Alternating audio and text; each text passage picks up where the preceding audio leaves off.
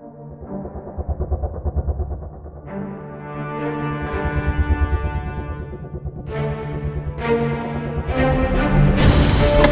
are ready to start shooting. It's crazy.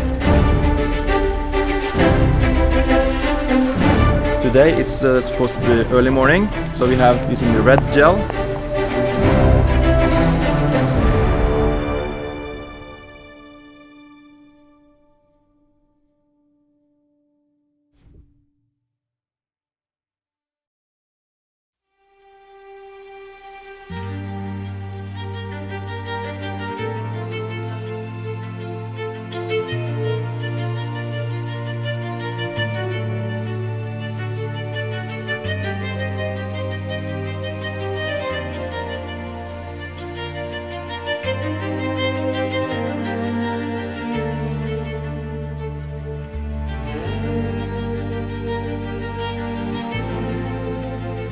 I think I give myself too much responsibility because I'm writing, producing, coordinating, responsible for the whole crew to meet up, the cast, the weapons, the cars, the props, the locations, and I'm directing and acting at the same time. And I realize it's affecting the film in a negative way, but we just have to keep going.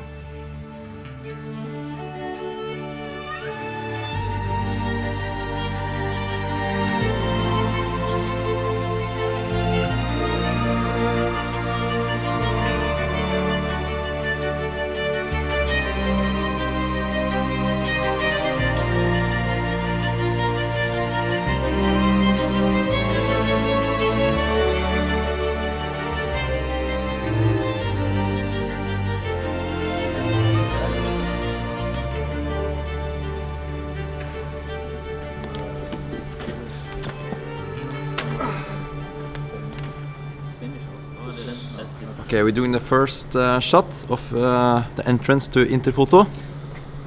We're going to have Nils Eilif is still in love with the slider, the motorized slider, so we'll use it, even though it takes a little bit time to rig it. But when you first get it up, it works really well. So, First get it up. when we first get it up, yeah. We say that in Norwegian, when you first get it up. It works really well. It works really well.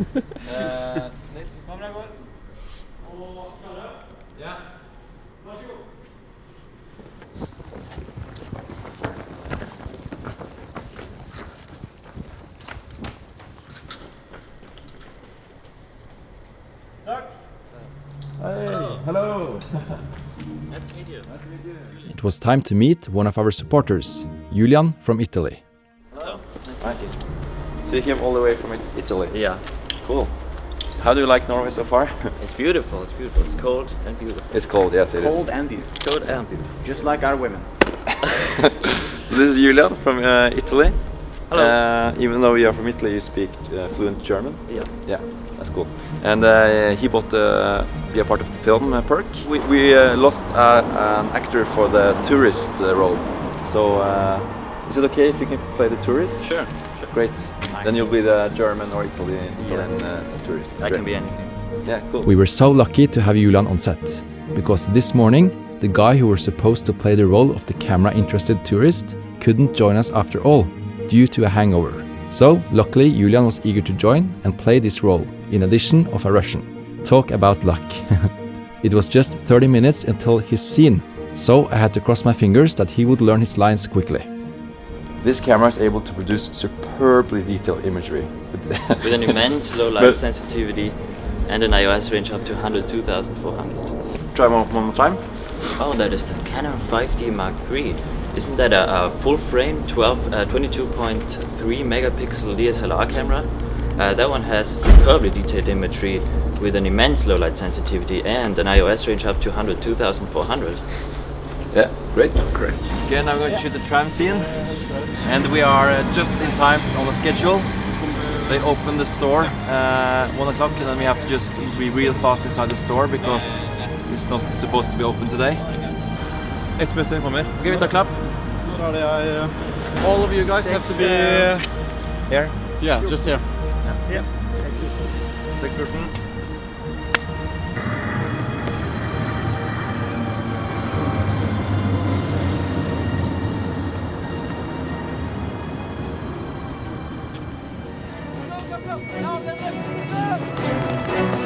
Trykken, Anders!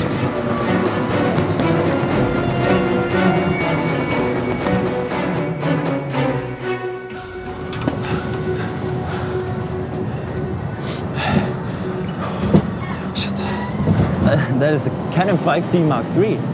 You know, what I love about this camera is the low light sensitivity, IOS range up to 102,400. And that's the Panasonic GH4. It's not as powerful as the Canon 5D Mark III, but it is really fast camera. It's like a machine gun, you know. And in combination... Luckily, Julian did a great job. The whole scene was shot on a tram, as we received permission to do so from the company responsible for the public transport in Oslo. They said we could film on any tram we wanted, as long as we didn't take too much space, nor filmed during the rush hours. And the one who bought That's My Scene perk for this scene is Hannu Taurianen. Thank you so much. Installer hacken!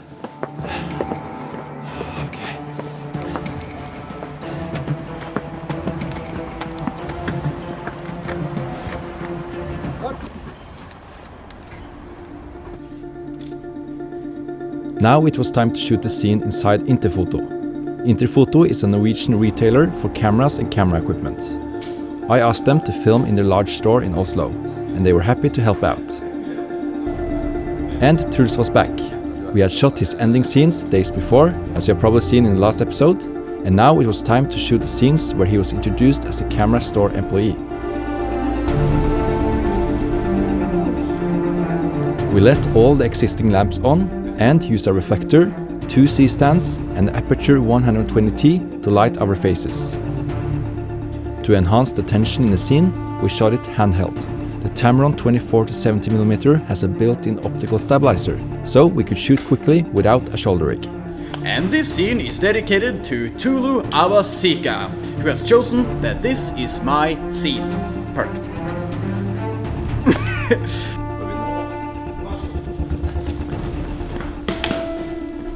Interfoto, vær så god. 5D og GA4-batterier. Alle dere har.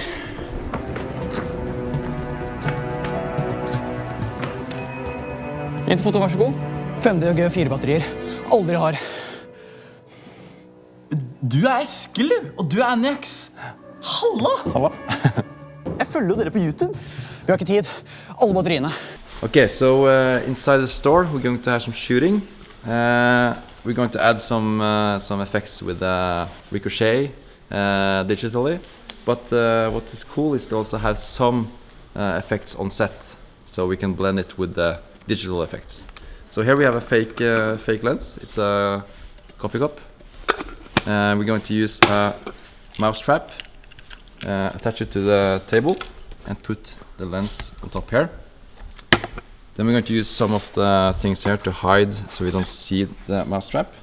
Then we're going to use this thread to activate the mousetrap when they shoot. And then hopefully this cup will just jump so it looks like they shoot and hit the lens. Yeah, something like that. I'm standing here with my coffee. You have to do like, I'm standing here like with my coffee. You have to say one thing. Yeah. No one can say this Okay. in Italy. It is Orkaslesvorf. Orkaslesvorf. Almost. Almost. Try it again. Oh, say it again. Orkaslesvorf. Orkaslesvorf. It's the Smurf. Oh, capture the Smurf. Okay, how cool is this? Julian has come all the way from Italy to film with us, and he's from a place called South Tyrol, Syd-Tyrol, and we are eating apples from his place.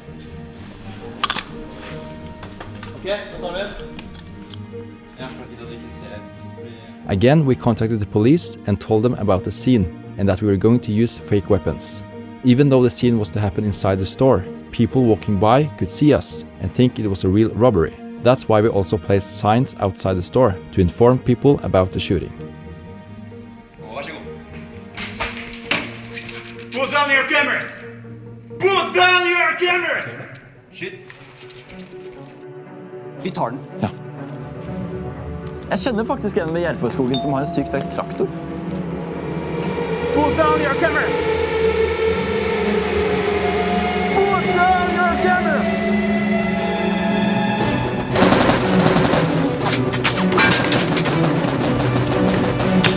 Go, go, go! Now, let them!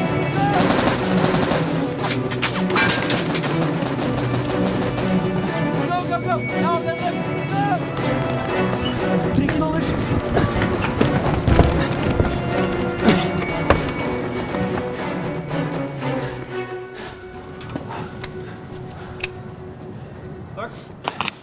Okay, that was everything from today.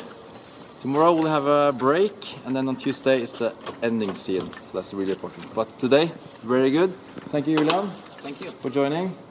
You're a good actor. Thank you. Okay, bye-bye. Okay, so we shot half the film and so far everything is going great. But tomorrow is the big action scene and still I haven't managed to get a hold of a second mafia car. A kind friend is showing up with his Range Rover, so that's really kind of him, but I need 2 cars and I tried to ask friends and family and I published a post on Facebook and actually boosted it, but no answers. So I've also been walking around in Oslo placing notes on different cars I've seen that fits the cars I need and asked them, but no response. And also the day after, in 2 days, we're having the really important ending scene. And I haven't found a location yet. We did have a location earlier, but I didn't get in contact with the owner of the property. Tried so many times to call him, but yeah, he doesn't answer, so I need to find a new location. So I'm a bit stressed about that as well. But what to say, you know, even though I've taken too much responsibility in this project, I could never have done the film without all the friends and volunteers helping out.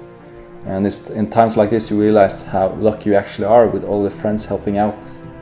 And in the end, this is what it's all about, having a good time with your friends.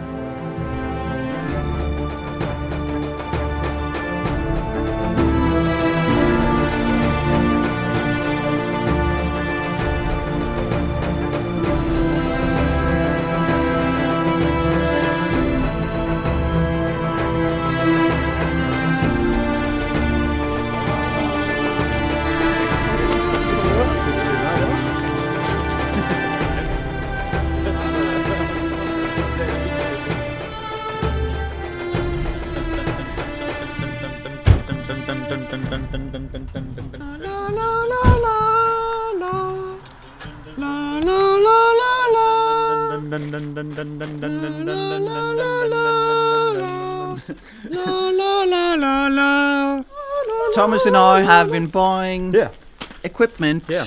for the props, Yeah. actually, and chocolate. And chocolate. Oh. Okay, so for today's shooting, we received some props and guns from GameOn.no. They have a lot of weapons and costumes for airsoft. This is a really cheap one. It's about 290 kroners for the wide-angle shots and yeah, medium shots. This looks okay, I think.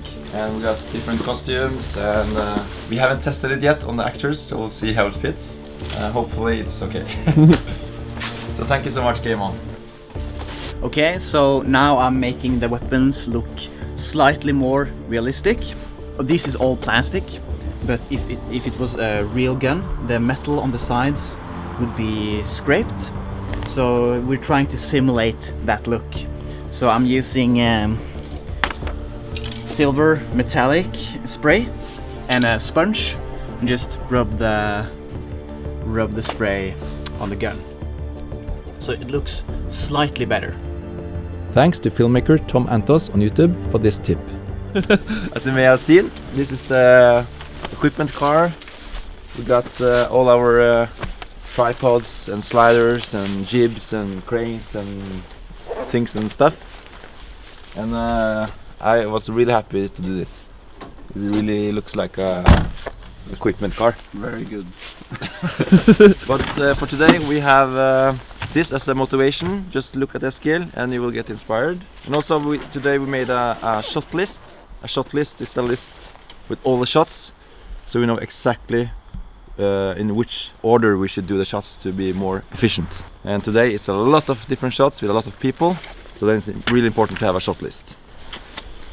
Ok. Det som skjer I dag egentlig at Eskil har installert den spesielle hacken på kameraet sitt der inne. After a quick brief to inform everyone about today, the actors got dressed up. And my friend and weapon specialist, Audun, prepared the weapons. Every guy has a friend who loves weapons, so that wasn't hard to find. If you wonder what happened to the one car I missed, I ended up renting this one. It was a bit expensive, but I thought it was necessary for the story and make the enemies feel more powerful. Nils Eilif, the cinematographer, did the last adjustments with the camera. As I do a lot of cinematography myself, I'm the type of director who have a lot of ideas when it comes to the cinematography. Even though you think you figured out the best way to shoot a scene, he can come up with some really good ideas to strengthen your story. Først så begynner du, så ser du den bilen komme opp forbi der, ja. Og så ender du her. Ender opp der, ja. Så da kommer vi liksom rett foran fordekket, og så kommer dekket ut, så kan vi på en måte løfte opp sliden opp til andre, ikke sant? Men løfte slideren, så men kunne man heller I neste filmer? Even though you know what you want as a director, it's a good idea to discuss the shots with the cinematographer. It makes us both more creative. Dere to som kommer ut på andre siden der. Sjåføren, Tom Anders, kommer også ut. Alle sammen kommer ut, egentlig. Og så gir du en kommando på russisk at omring huset. Så det egentlig bare for å sikre oss at den ikke forsvinner. Så det blir litt mer motstand etter hvert når du sier at Eskil ikke vil gi opp hacken da. Ok, og vær så god!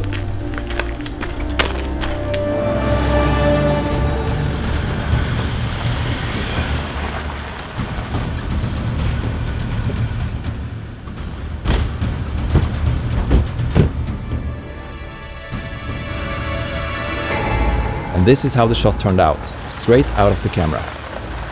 The sliding shot was shot from the ground to make the cars even more powerful. As it was a bit dark and out of focus, we didn't use the whole shot, but it was a good attempt. And this is a shot with grading and stabilization in post.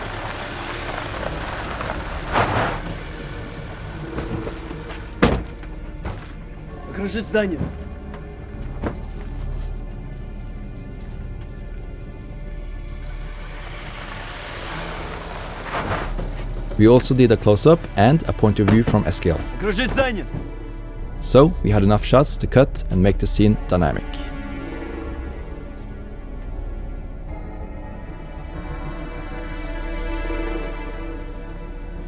And this was the final result.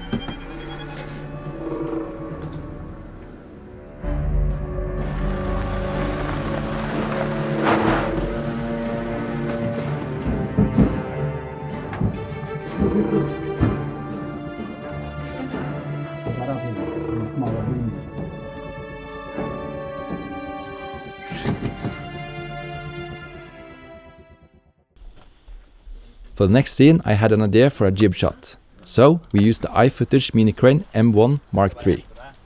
If you are curious about this jib, we made a video about it on our channel. Så tenker jeg Eskil, litt for kamerastel. Når du kommer ut her.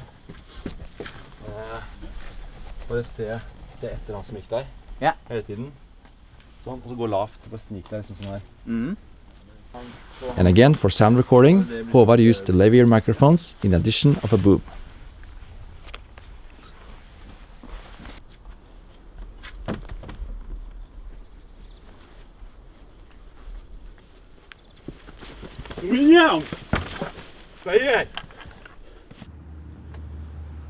Gå ut.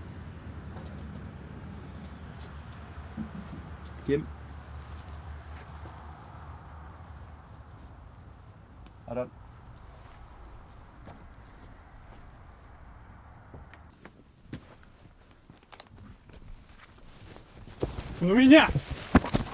Even though the shots turned out well, we agreed to use handheld shots instead, to keep the scene more intense.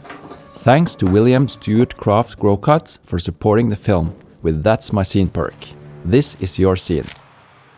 Он точно здесь. Это его дом, я знаю. Поторапливаемся, у нас мало времени. Окружить здание.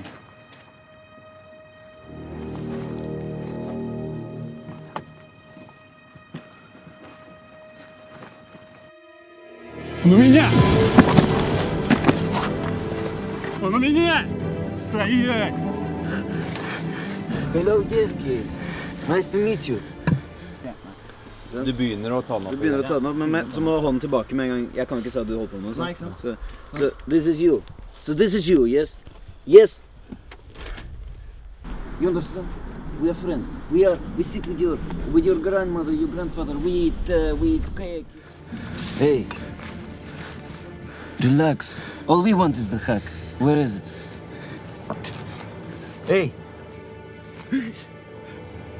You are Yeskil Force.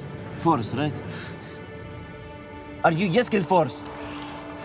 Are you Yeskil Force? Yeah, but I don't know. You don't know? Дай мне фотографию. У нас мало времени. Now it was time for the first advanced disappearance. In the story, the hack makes people disappear. I wanted to challenge myself and see if we can make those effects even though the camera was moving. You see, in the last episode we made Mahesh disappear, but that was a static shot on a tripod and was therefore easy to fix in post.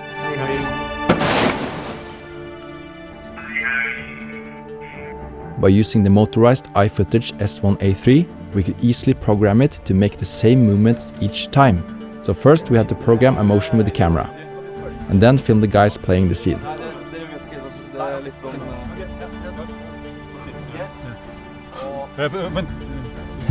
It's not easy to pretend that your soul is captured by a camera.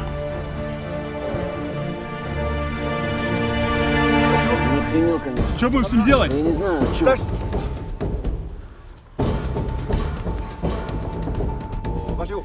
Ну охренел, Что будем с ним конечно. делать? Нет, надо. Ну охренел Что просто. будем с ним делать?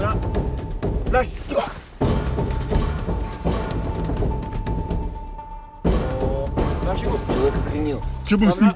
Что с ним будем делать? When I was happy with the shot, we did it again, but now with an empty frame. Since each shot had the same movement, we could easily remove the guys in post.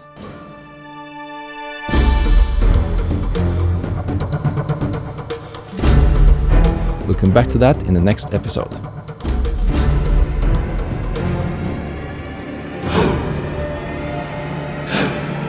Берем оружие!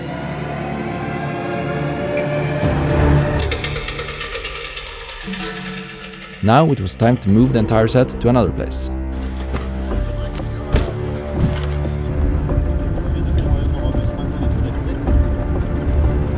Okay, now in the next location we're going to shoot some guys shooting.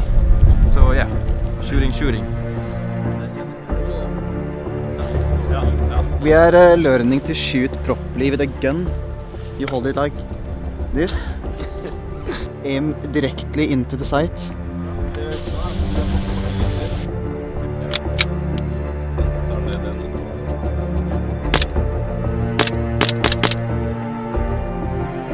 Boys! Game over!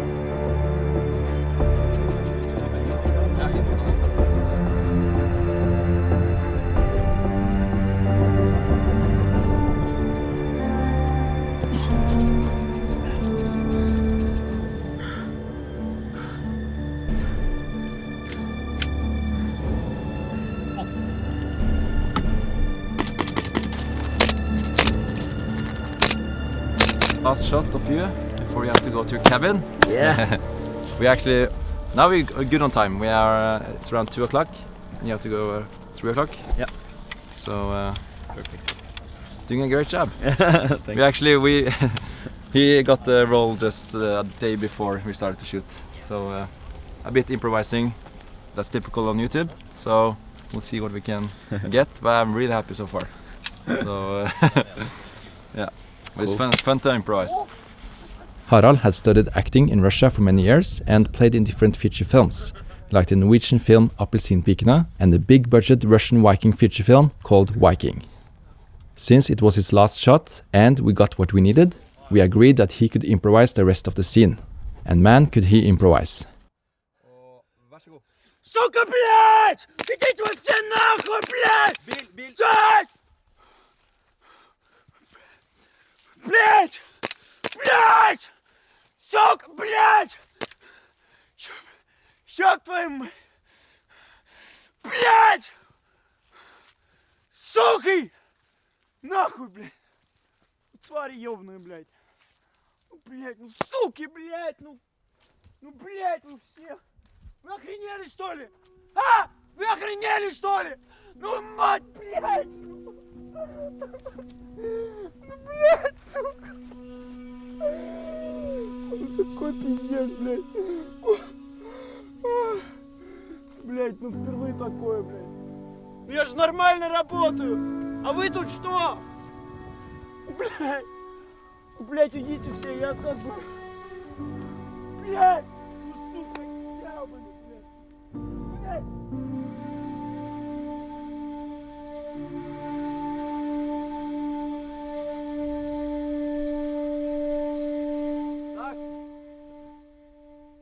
Hey guys. Yeah. What scene is this?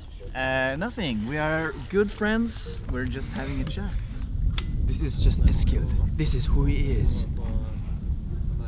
Were you filming?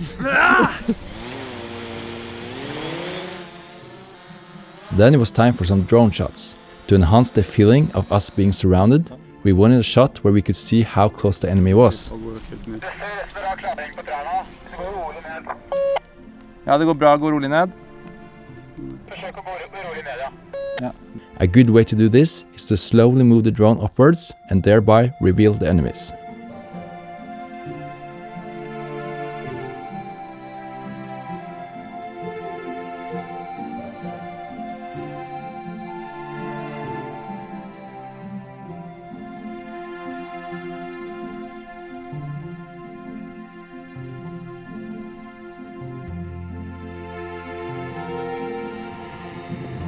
We also wanted some more dramatic drone shots for the shooting, and took the chance of flying the drone in between the trees. This gives more depth. This gives more depth. This gives more depth. Depth. This gives more depth to the shots. Yeah, this gives more depth to the shots, especially when moving the drone. We found a small opening in the forest and then figured out the path of the shots.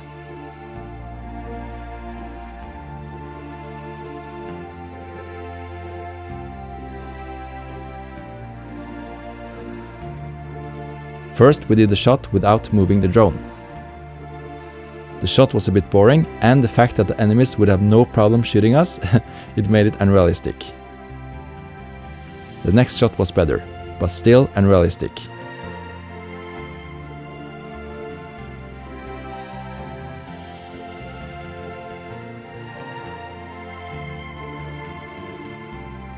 The last shot was perfect.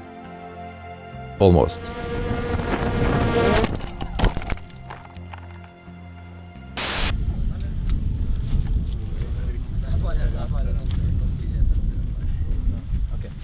Da bare dropper vi flere droneshot nå. Vi har jo ovenfra. Vi har en som følger litt etter. Men den er kul, den. Den er kul, den, ja. Så vi bare går videre med slider der nede. En som er skutt. Ja. Kult. Unfortunately, he hit the tree, so... But we have got some... I think we got a few nice shots with the drone. He hit the Christmas tree. Yeah. The Christmas tree, yeah. Ok, vi går ned til slideshot. Første person skal bli drept. Men kanskje vi døver først, sa det. Ok. Ja. Jeg er alene, jeg kan bare peise av gårde. Ikke sant? Ja, nå dør du da. Nå er du bra, liksom. Ja, men jeg har aldri dødd før. No! Njut! So, I did like a jumpy thing, and I want to see how that looks. Could you film it? Yeah, Yeah. sure. Okay. Ready?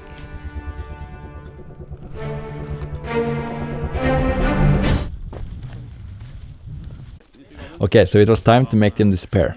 We used the same iFootage slider to be able to do the same disappearance while moving the camera. Vi dreper Kim, og så dreper vi Daniel, og da kan dere dra sammen med Ingvild til Oslo. Fordi da dør du med drone senere, som vi tar det. That's the way to go. Like one idea I thought of, since he has like a sniper, right? If that actually, like, since the lens is so big, right, it gives a shockwave. Then I can throw myself into the tree.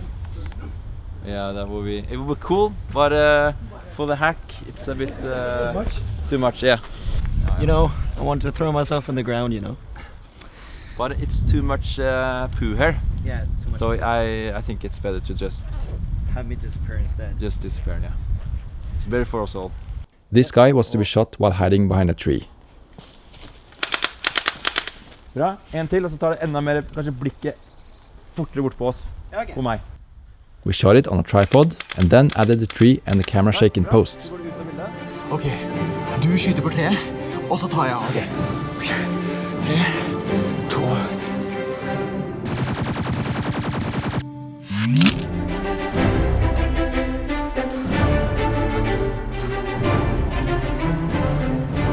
And the big action scene is dedicated to Ying Nip.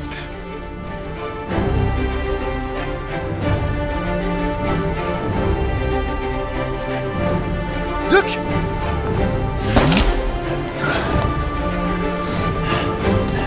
Okay, got it.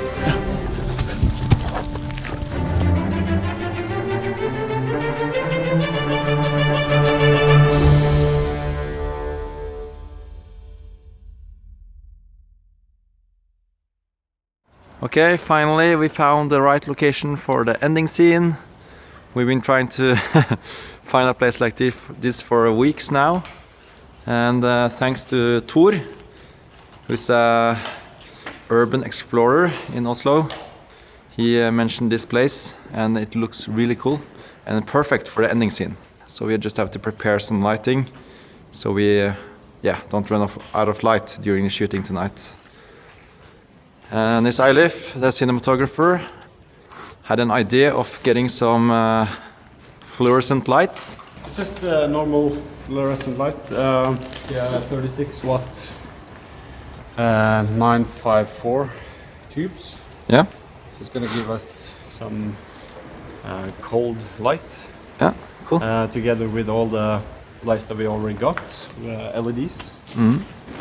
So we got 9 fluorescent lights. Yeah, I'm not sure if we're going to use all of them, but we'll start with 4 and then see if we need to use all of them. Yeah. So Get some cold ambient lights. Yeah. So the thing is, on this location there's no power supply. So this is for the fluorescent lights, and the V-lock batteries are for the aperture lamps, and yeah. So far everything has gone well. So we just hope we don't know, we haven't been here before, so suddenly there's a lot of drug dealers coming during this shooting, and we'll get a lot of action. But hopefully we'll be here peacefully. Yeah.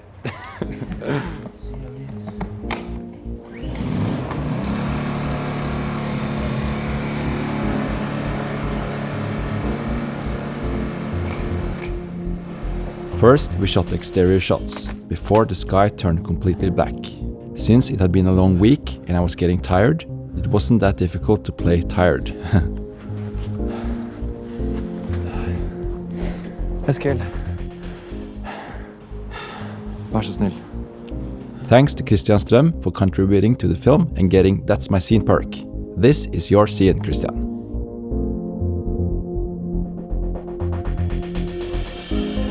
Nils Eilif was done putting up the lights, so we were ready for the interior shots.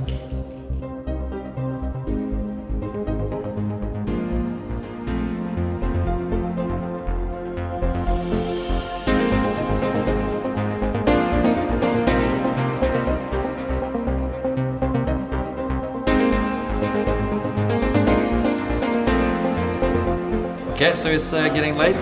My hands are freezing. It's really cold now, but we're going to shoot the night scene, or it's supposed to be dusk. But we managed to put off the light and it looks good now. So we are ready. I think the sound guy is really cold. So we just need to start. So first we're going to do the entrance scene with the slider and take it from there.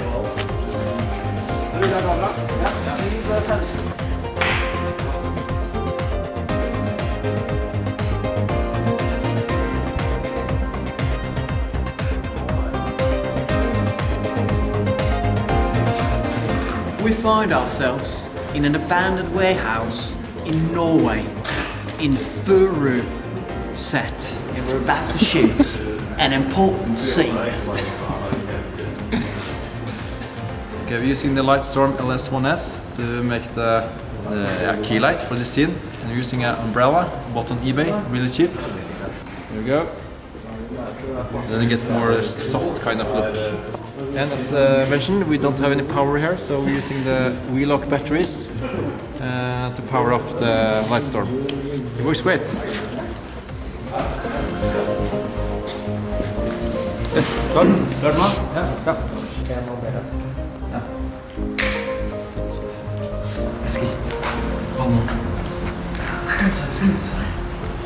Altså, hva kan du samarbeide med Waffen?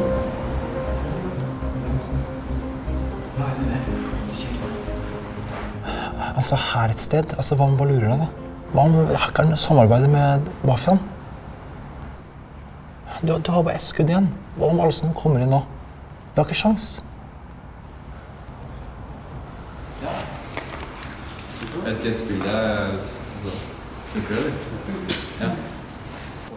Then it was time for the climax of the film, where all the main characters meet and a secret is revealed in the story, creating a plot twist. Det nesten kult, og nesten så det har vært helt mørkt der borte, at liksom man kommer inn i mørket. Ja, og skal vi prøve å lage en slags sånn tydelig inngang på en måte? Ja, jeg kanskje skal gjøre det. Det kommer liksom ut av mørket. Ta noe CTB og... CTB over det, ja. Han bruker i Jesus Words noe CTB, what's that? Color Temperature Blue. Color Temperature, and CTO is Color Temperature Orange. Okay, that's new. CTO, CTB. Ok, så vi kan prøve. Hvis du nå først kommer løpende hacker. Ja.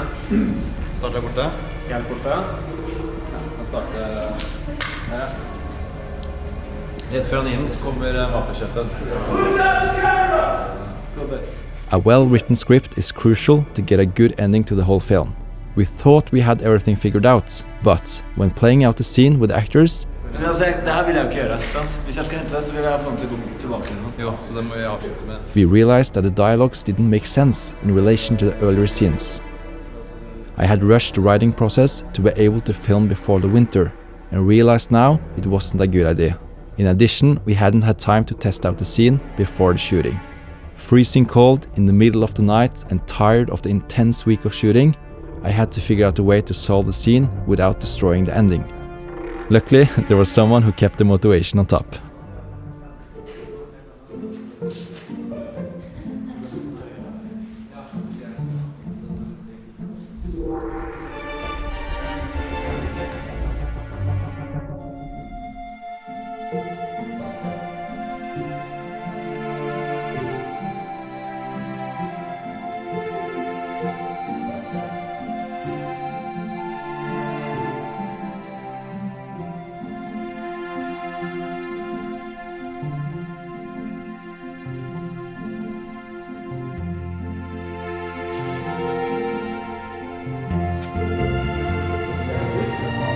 Looks great.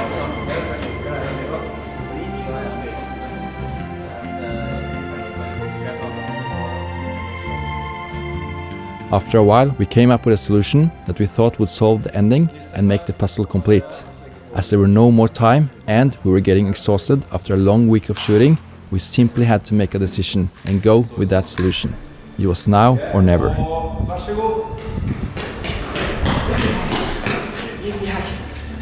Yes, Ricardo, now. Listen, I didn't mean any of this to happen. Just give me the card and I will take care of the hack. Hurry. Put down the camera!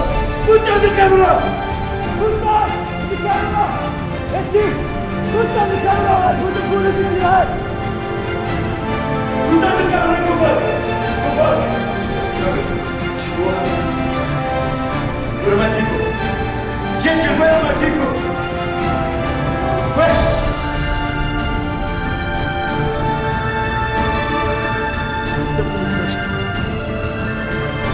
Откуда знаешь?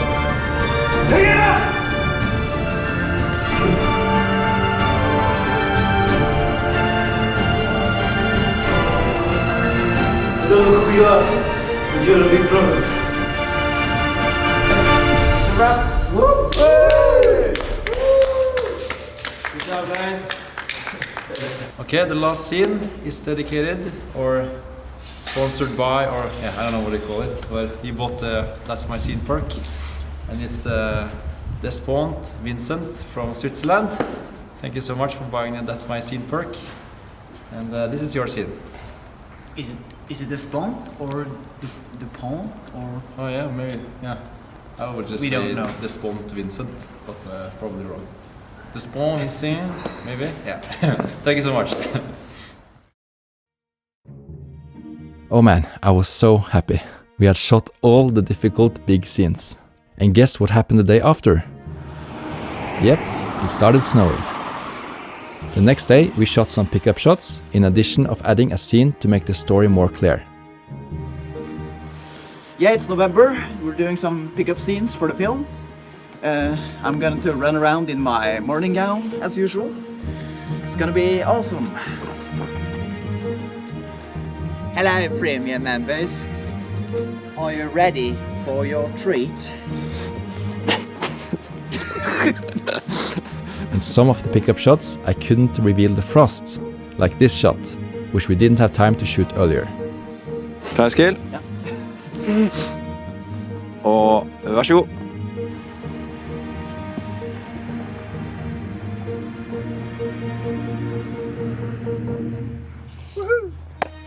So, we managed to shoot the whole film, finally. Wow. Still, we are only half through the project. Now begins the work of the post-production. Whew, okay, let's go. Yeah, here's your studio. Yes, it is.